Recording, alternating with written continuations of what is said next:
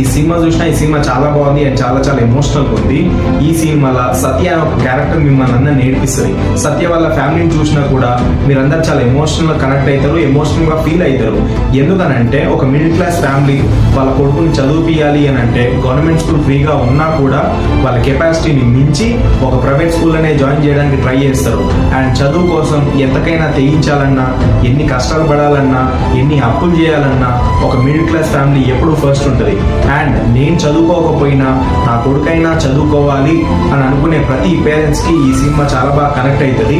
And ఈ సినిమాలో father character కూడా మీరు చాలా బాగా కనెక్ట్ అవుతారు. ఎందుకనంటే ఆ ఫాదర్ మీరు మీ ఫాదర్ ని కూడా చూసుకుంటారు.